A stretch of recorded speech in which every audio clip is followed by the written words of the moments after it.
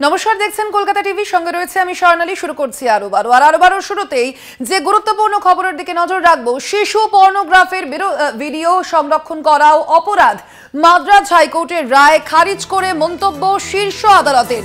শিশু পর্নোগ্রাফি সংরক্ষণ করলে পক্সো ধারায় মামলা নির্দেশ দেওয়া হয়েছে, এমনটাই শীর্ষ আদালতের পক্ষ থেকে নির্দেশ দিয়েছেন সুপ্রিম কোর্টের প্রধান বিচারপতি ডিওয়াই চন্দ্রচূড়।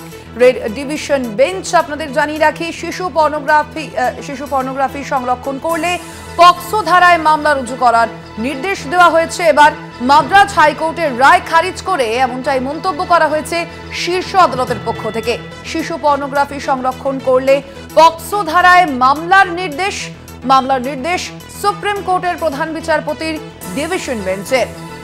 মাদ্রাজ হাইকোর্টের রায় খারিজ করে এবার এমন মন্তব্য করেছেন সুপ্রিম কোর্টের প্রধান বিচারপতি, এবং সে বিষয়ে এবার শিশু পর্নোগ্রাফির ভিডিও সংরক্ষণ করাও অপরাধ, মাদ্রাজ হাইকোর্টের রায় খারিজ করে মন্তব্য করা হয়েছে সুপ্রিম কোর্টের পক্ষ থেকে।